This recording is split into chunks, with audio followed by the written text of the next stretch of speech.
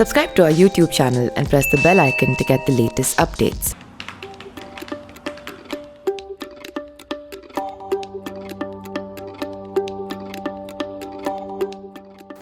A very prominent and eminent civil servant has a brilliant description for the governance structure in India. It's so brilliant, and it's a pity that I can't even give him credit because I don't want him to be blamed for the argument I'm going to unfold this week in National Interest. He says governance in India is a three-story or three-engine structure. That is, it runs on three engines: PM, CM, DM. PM for Prime Minister, CM for Chief Minister, DM for District Magistrate, who in many parts of the country would be called Deputy Commissioner or Collector. No one else matters. Now that usually is the case in principle, but then you find that this has now become even stronger as a phenomenon, particularly after 2014. Why? Because we've had a much stronger PM since 2014 summer than we had in the previous 18-20 years.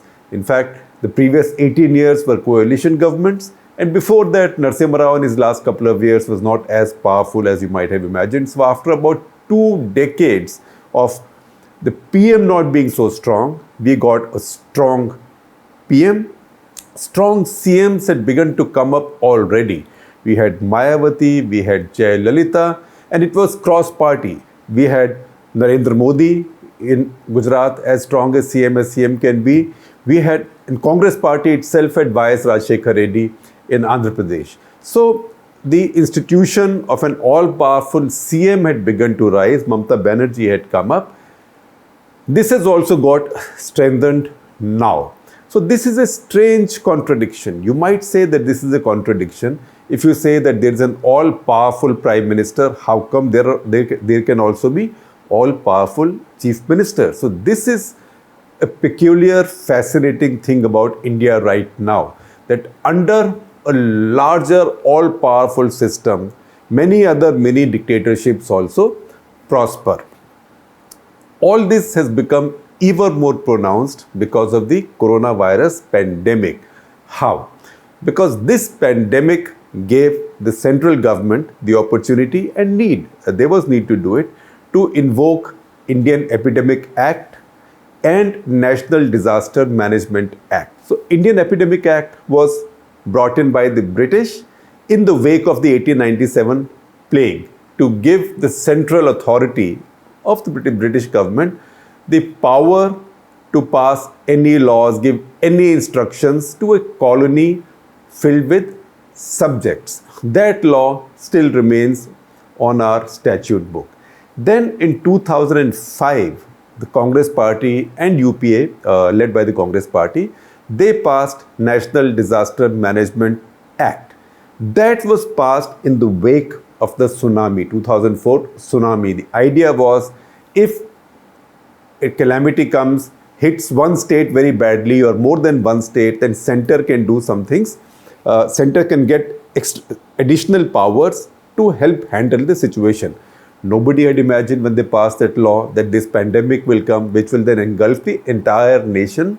So give the central government then power to take over control on the entire nation, which is what this government has done. And you can get used to this power because you now have a situation where the equivalent of district magistrates or DMs, which is civil servants, sitting in Delhi can issue instructions to any part of the country. Until what time can you go out of the house? Can you go out of the house or not? What can you sell? Can you have a haircut or not? Everything is decided somewhere else. Can you order things through e-commerce? If you can, then can you order? What can you order? What can you order in which zone? So all these powers got centralized.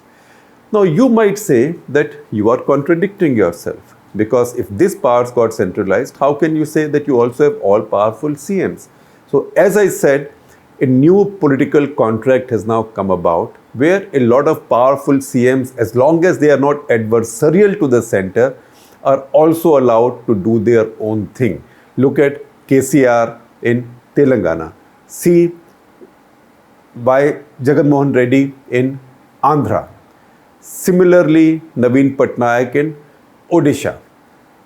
Mamata Banerjee in West Bengal, although she is at odds with the BJP, there is an election coming up, so she continues to have problems.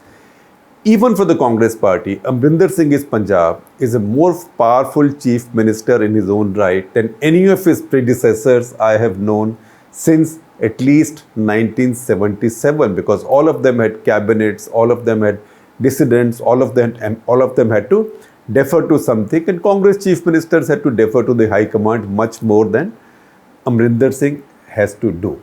Then BJP states. So you can say that Shivraj Singh Chauhan, Vijay Rupani, those are people who really can't exercise much power. They are the ones who I describe as scapegoat written on their backs. So when things go wrong, they could be sacrificed. Or there is Manohar Lal Khattar in Haryana, who is less powerful than even less powerful than before, so much so that one of his deputies also gives him trouble from his own party. Then there are peculiar cases. There is Nitish Kumar. His state is in a mess. He did not anticipate the return of this labor. He was hardly testing. Now his numbers are going up. And yet he is quite sure that he is going to win because he knows that he is the only vote getter. So he can also act like an all-powerful chief minister.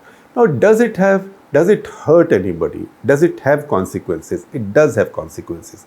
Because once you have a situation like this, then you can have Maharashtra, where you have the reign of a father and a son who belong to a party which has just over 1/3 of the numbers of the ruling coalition in the assembly. Now, that state is leading India in coronavirus numbers.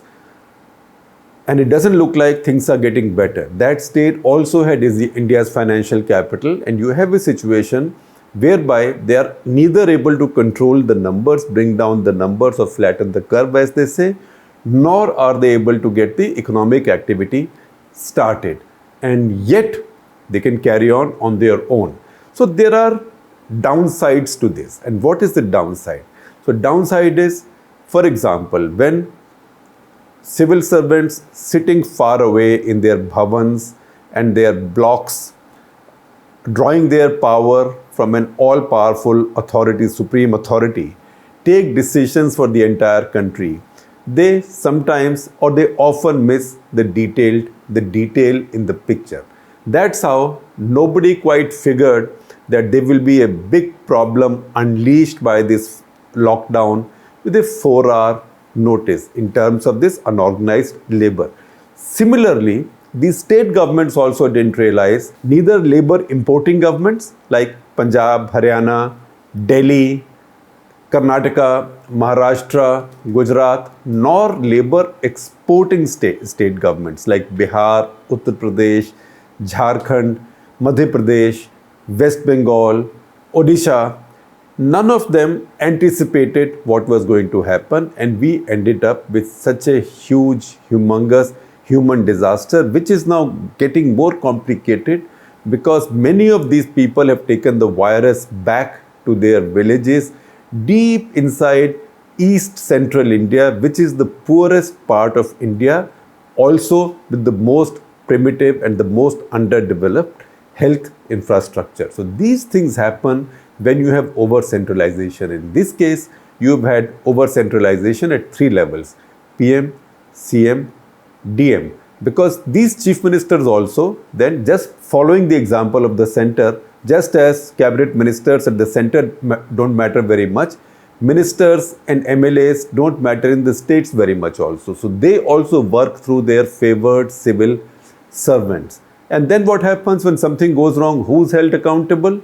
So Maharashtra and Gujarat have both replaced or removed the IAS officers heading the municipal corporations in their capitals, that is Mumbai and Ahmedabad, because they said they were not performing well, but general belief is because they were seen to be testing too much and thereby showing higher numbers of COVID infections. Similarly, Madhya Pradesh has replaced 2 health secretaries. Now Bihar has replaced one also. So this is a peculiar combination of all-powerful Prime Minister, Chief Minister, and the civil servant. And COVID experience tells us that this is now unraveling. So when you look at this picture in detail, you will see that this peculiar 3-engine power structure has proven inadequate to dealing with this pandemic emergency in India. And this is not a part of this week's national interest, but I do want to introduce a new product to you. This is a series of graphics that we will now be carrying day to day on what's happening with the coronavirus situation in India. So you see cases increasing, active cases increasing, how many cases have recovered, unfortunate deaths.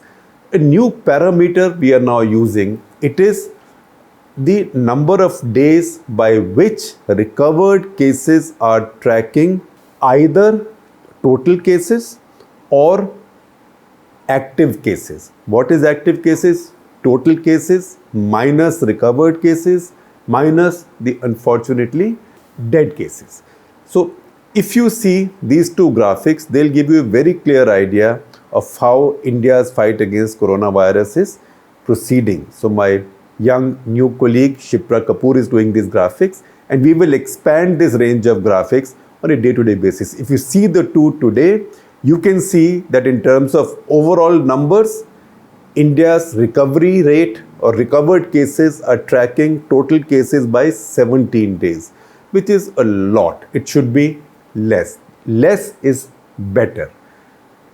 But if you see active cases, then recovered cases are trailing active cases by 9 days, which is better. It can be still better. So remember, as these graphics move, less is better, which means that less the gap between total cases or total active cases and between recovered cases, the better it is. So that's a very good new metric to track the progress of the fight against coronavirus.